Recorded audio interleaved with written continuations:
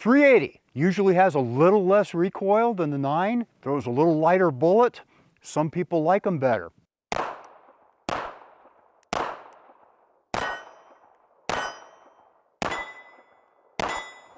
Nice, light recoil, gun feels good, sights are fine at the distances we're shooting, 7 yards and almost 20. Beretta 92 9mm. I was prepared to not like this back when the Marine Corps took away my beloved 1911 45 and handed me one of these in the 1980s. It took me about one magazine to realize that I had a very reliable, very accurate pistol in my hands.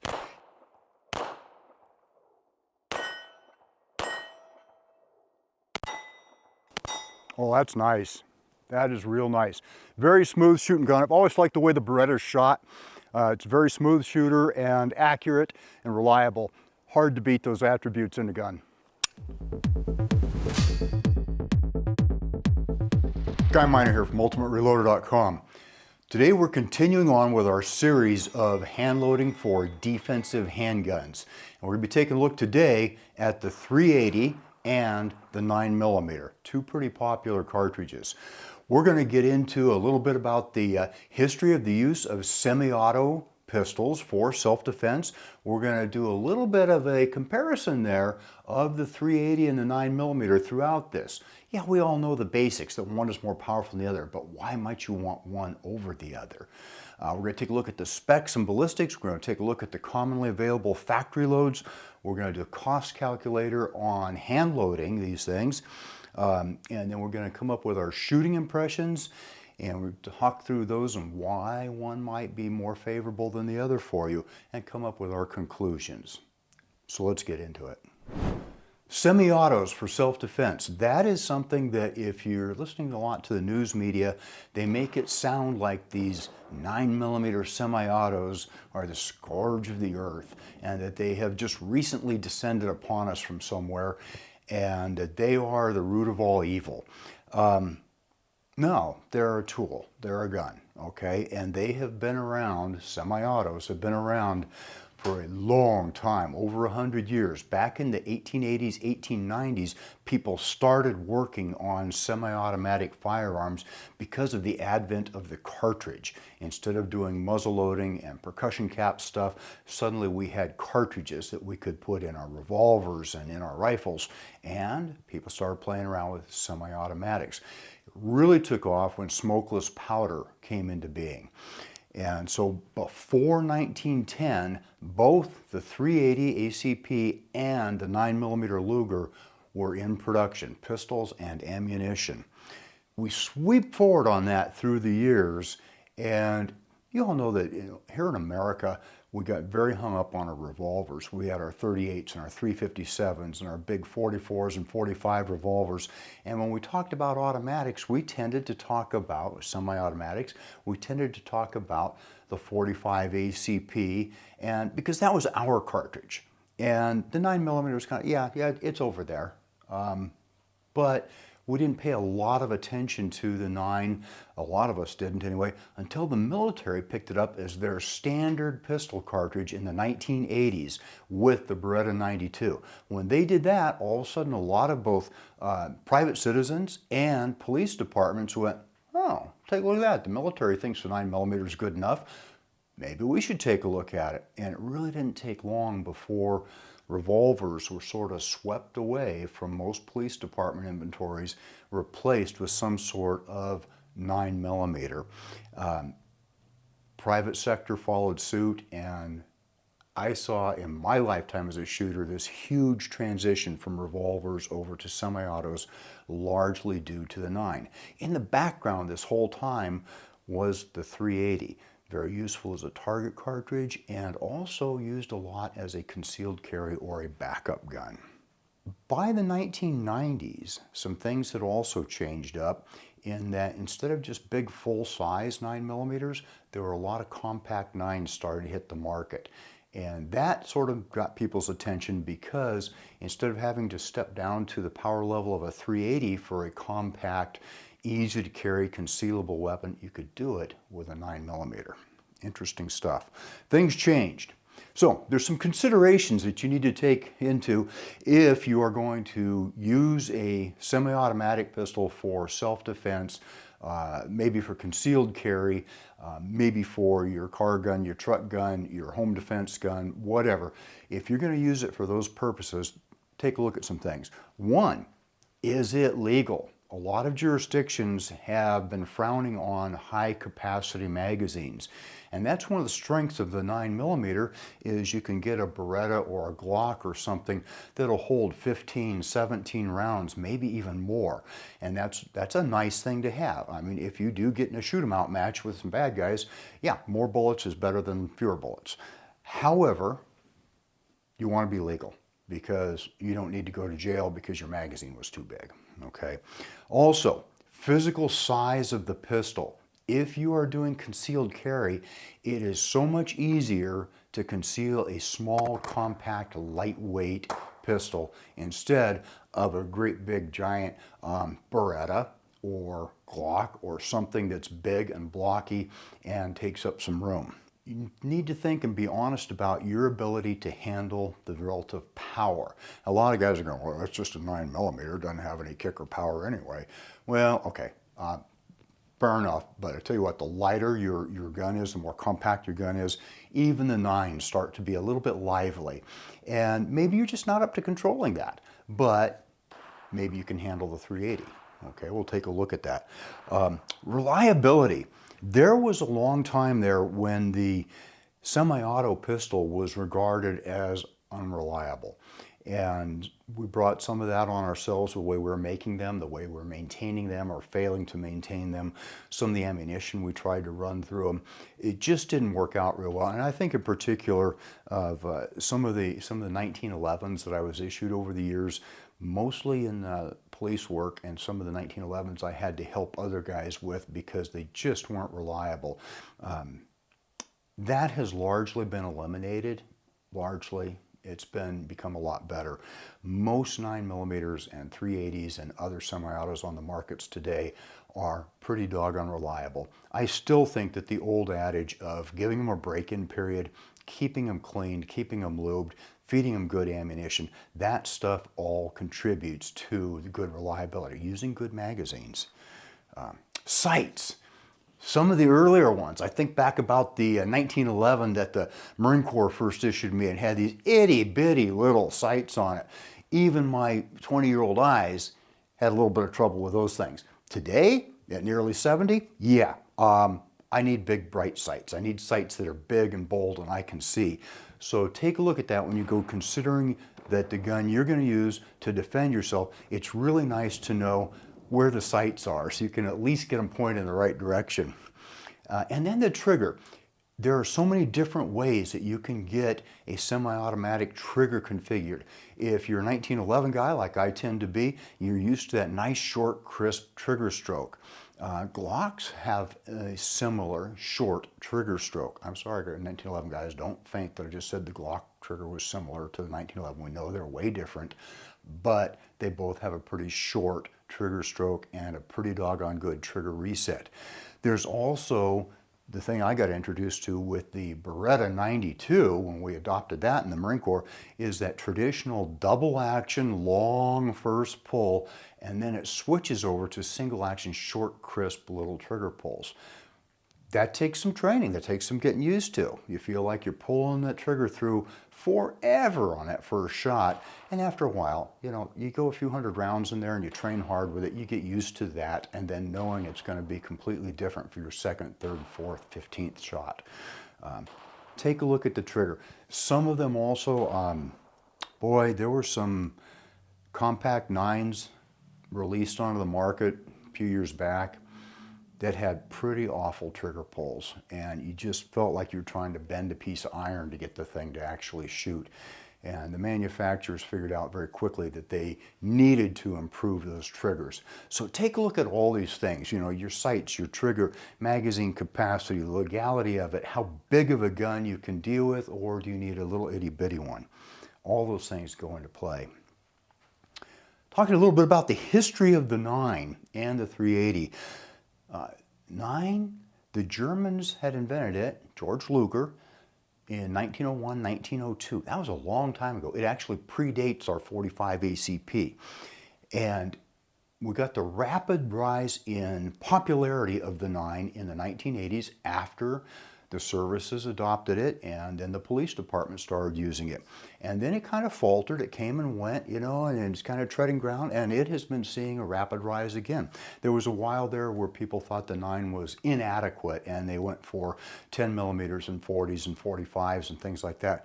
And there's some reasons why the 9 is so favored now. And you'll find it in police and military units all over the world in both pistols and submachine guns. The little 380 doesn't get as much press as the 9 does. It's not as popular. It's smaller. It is not a shorter version of the 9mm Luger case. It's its own case. And it was actually invented by Browning. Yeah, John Browning, okay? That Browning. And it was intended to be a more powerful alternative to the 32 ACP. So it's funny to think of the 380 as being a bigger, more powerful pistol cartridge, but in that context it was. And most of them, most of your 380 pistols are a blowback design, pretty simple, and they are often favored by people who are looking for a compact gun, smaller gun with a lighter recoil. So let's put these two head to head. Take a look at their specifications. Both of them take a .355 inch diameter bullet, okay? Big similarity there. The difference in that is that the 9mm tends to use standard type ammunition, heavier bullets, whereas the 380 tends to use lighter bullets, but they are the same diameter. The velocity ranges are also different. The 9mm seems to range from about 950 up to about 1250 feet per second on standard factory loadings, whereas the 380 trails behind that with somewhere from 800 up to about 1,000 feet per second, depending on the load, depending on the barrel length, all that sort of thing. And the key difference on that is the pressures that they're loaded to. The 9mm has a maximum average pressure of 35,000 psi, and the plus P loading goes up to 38.5. And that is considerably more than the 380's limit of 21,500 psi for its maximum average pressure. So higher pressure, more velocity, bigger bullets, heavier bullets, more power. If we take a look at the factory ballistics resulting from that, we get a pretty good picture as to how these things compare. This is factory ammo, nominal stuff, and 380 comes in with about a 90 grain bullet at about 1,000 feet per second. Comes up with 200 foot-pounds of muzzle energy, and you know, that's just really not a lot. It's okay. It's okay.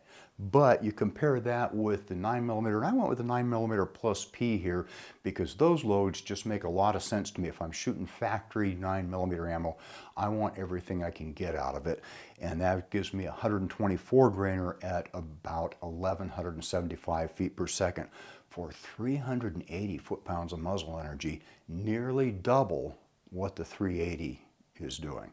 You're starting to see we've got quite a difference between the two cartridges, even though they look so similar in size. Different types of ammo that look pretty good to me out there on the market. The 9mm plus P, Hornady's got a couple of them. They've got their 124 XTP, which is the bullet that I loaded up also at 1,175 feet per second. They've got their 124 grain, the more advanced, newer bullet design, their TAP FPD at 1,200 feet per second, which is pretty impressive. Spear's got a 124, a little over that.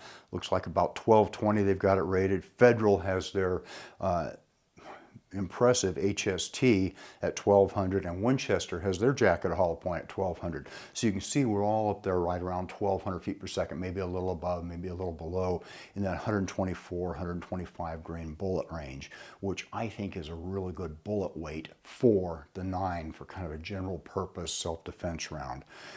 The 380, really considerably less than that. And it relies on, for the most part, lighter bullets from 85 up to 90 grains. And you've got them there from Hornady, Spear, Federal, Winchester's good old silver tip hollow point. And your velocities are around 1,000 feet per second, according to the factory. So considerably less. It's a lighter bullet and it's not moving as fast. So those two things combine to having that lower foot-pounds of energy available. Cost of ammo. Factory self-defense ammo. This is interesting. You see, I shoot mostly 45 ACP over the years, and I get used to bearing the burden of that because it's expensive stuff. You know, you're paying for a 230 grain bullet and a bigger cartridge case, so the components that you're using are bigger and more expensive. And so I take a look, and especially when I see some of the great sales out there for bulk 9mm ammo, I go, oh yeah, that looks really good. And it does, okay? There's a reason for that. So that plus P ammo, though, is going to cost a premium, and it seems to vary between about 88 cents and $1.41 a round is what I found in an online search researching this article, whereas the 380 is almost the same. You might think, well, the smaller 380 ought to be less expensive. There's less demand for it. It's not as popular, and people don't see it stocked up in 1,000 round case lots as often and on sale as often. You can save quite a bit of money by hand loading.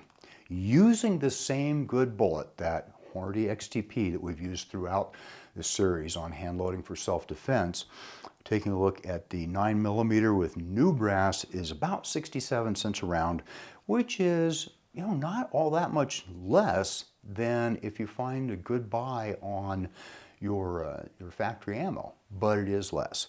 And then if we, and the cost of reloading the 380 is about the same as the 9mm, frankly. Although when you get down to used brass, yeah, then you're doing better, down under 40 cents each. And you can find ways of cutting that down even more by, again, buying bulk produced bullets, less expensive range type bullets. Let's take a look at my hand loading setup for this. Now, I had, when I was doing the 9mm, I had available to me the Lyman Super 8 great big beautiful orange press that I really like to use, and I had Lyman carbide dies, and that's what I used for the 9mm. It worked out great. It turned out some great ammo without a whole lot of effort on my part. And then I went to the 380 and wound up with a set of RCBS 380 dies, and I went ahead and used that on RCBS's compact 6-station turret press, which is another favorite of mine. I like them both. I gotta admit, I like both of those turret presses. I'm happy to use either one. One of the big differences that I had in my setups was I just used the 3-die setup for the 380. With the 9mm, I had a 4th die. I had a crimp die that I added on there at the end, so I was seating in one step and then crimping in the other. Couple of things to consider about your hand loads on these is that the 380, and to a lesser extent, at least in my experience, the 9mm, they really respond well to kind of a truncated cone type front end. They can also work well with a more rounded type of barrel, or excuse me, not barrel profile, a bullet profile. But there you go. They can handle both. The 380 seems a little bit more picky maybe. And watch your overall loaded length on your cartridges. The 9 has been shown to really spike in pressure if you load it a little bit short. You got to figure you're already up there at 35,000 PSI for your loads. And when you go decreasing that case volume available that's in there by loading deeper, you really start increasing the pressure that ammo is developing. Be careful with that. I found that both of these bullets, the 124 XTP and the 90 grain XTP that I used for the 380, both of them fed superbly through all the different guns we tried them in. My loads, I found some really nice loads in Hodgdon. I took a look at both their online and what's in their new 2024 annual manual, which I buy every year because it's got great articles in it. And I like the Hodgdon data because it shows me the pressures that those loads developed for them. They put that in there on both their minimum charge and their maximum charge, and it helps me get an idea where I want to be on that.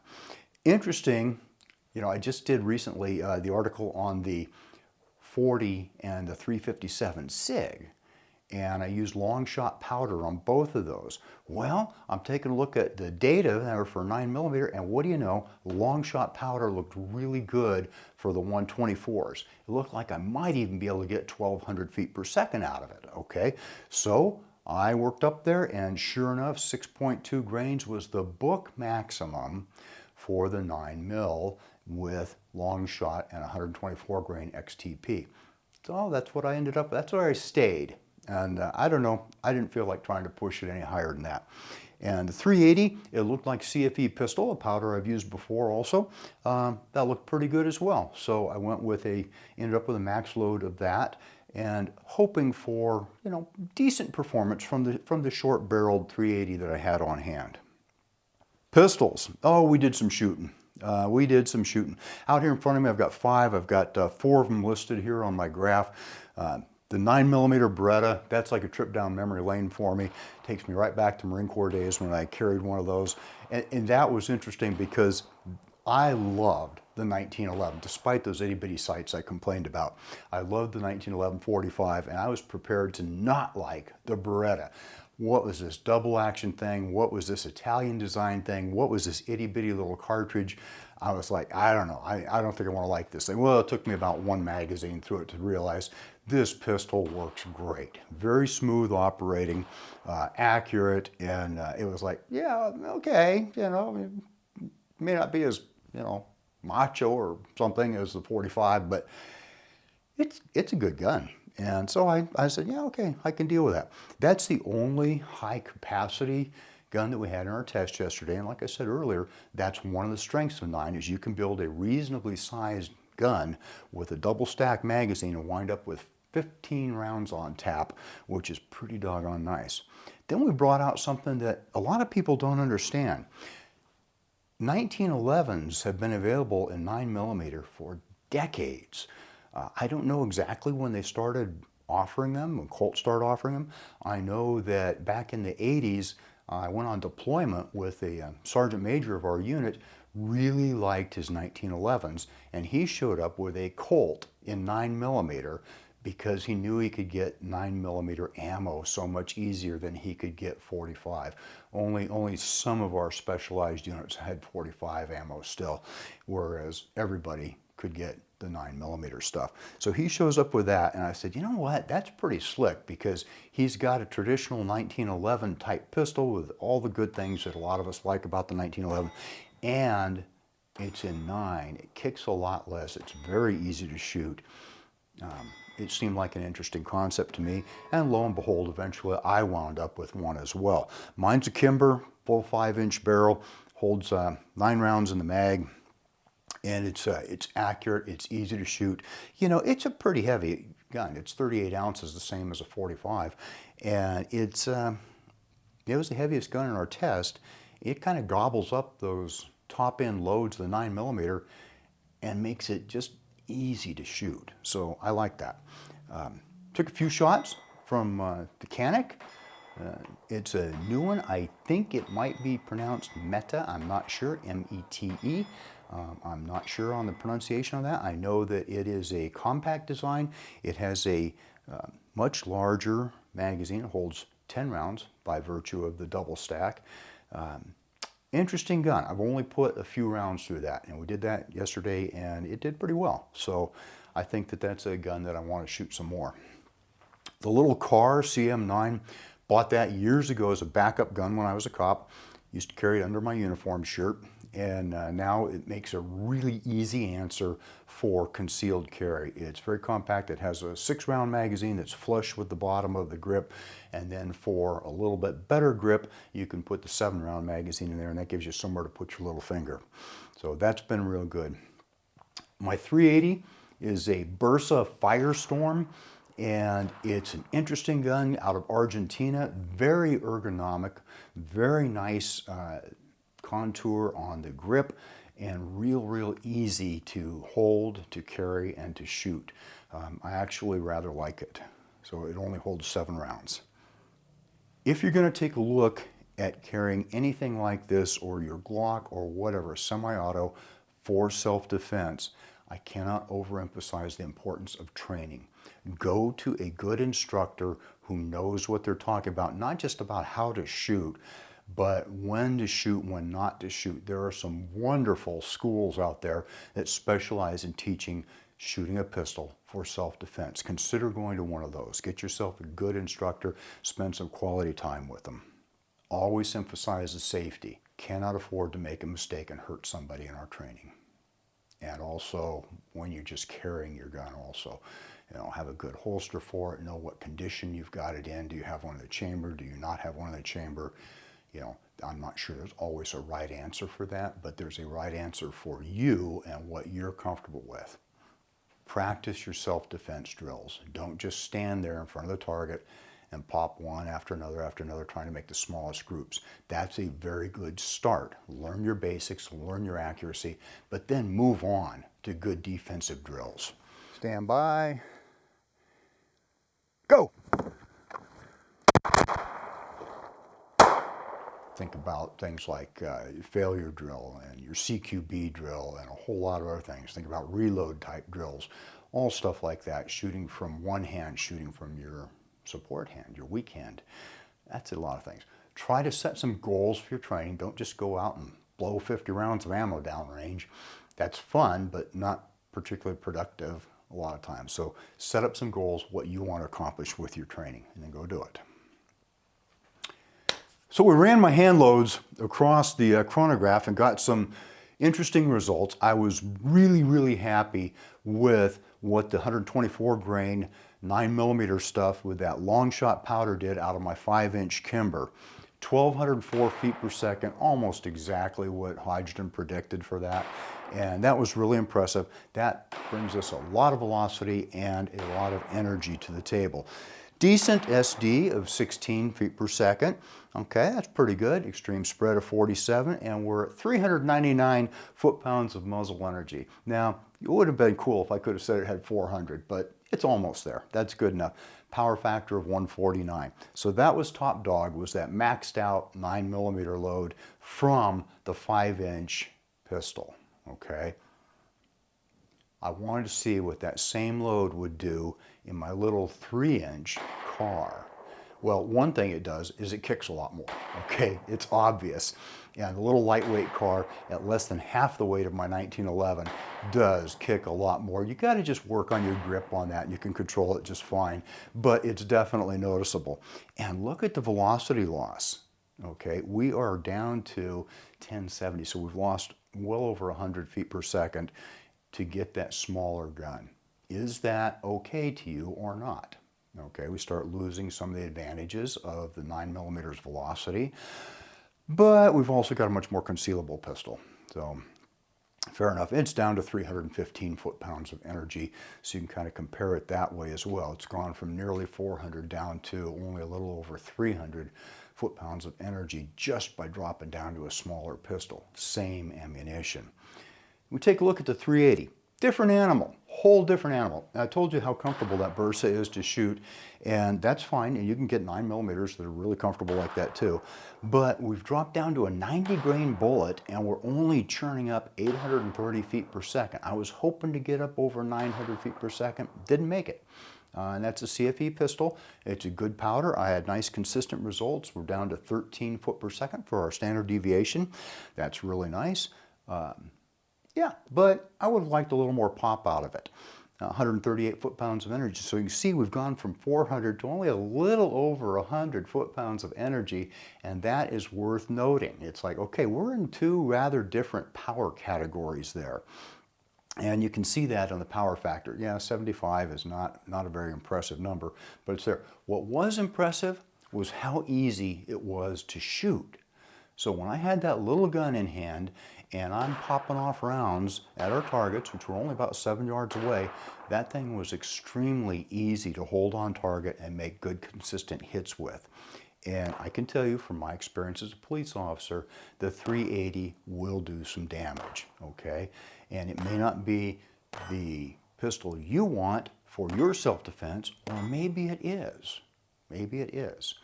So depending on what you're looking for, lots of power or something that's maybe not nearly as hard to control.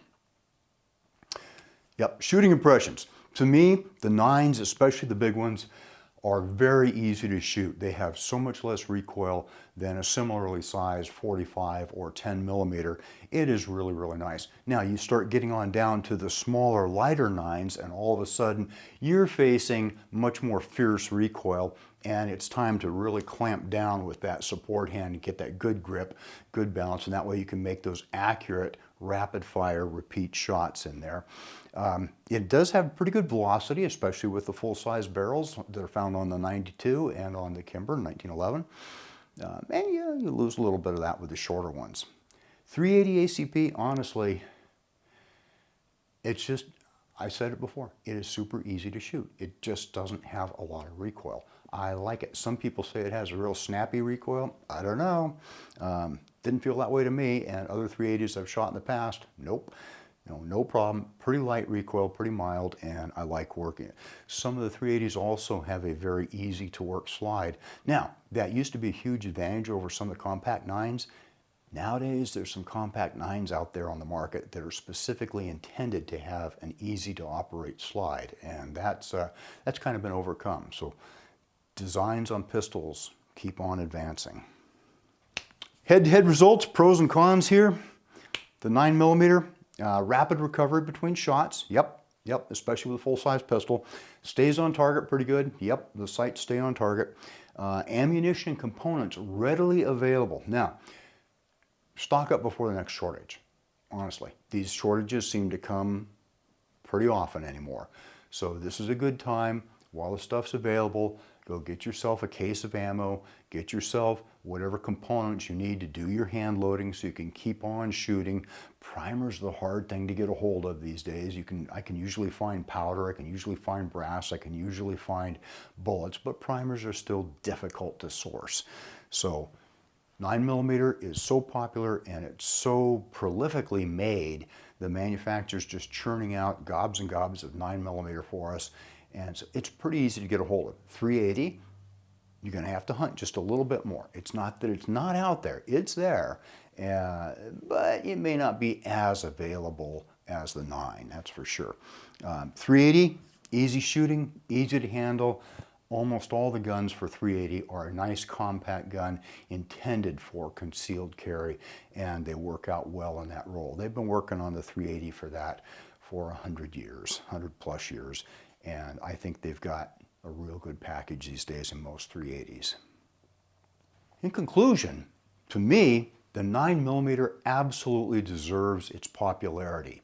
It has become the easy button for a self-defense semi-automatic pistol. You got a huge choice of pistols out there. Double action, single action, things like the car that have that buttery, long, double action only trigger pull. Big ones, little ones, optics ready ones, some that are really set up well for matches, others that are intended more for concealed carry, others that are exactly what the police carry on their full-size duty weapons or exactly what the military carries for their full-size duty weapons. It's got good power, good velocity, good accuracy. Again, the bigger ones are just really easy to shoot well, and they have to like that. Excellent availability of ammunition. The 380, to me, remains a very viable alternative, particularly for people who are looking for a lower recoil option, something that's just easier to shoot.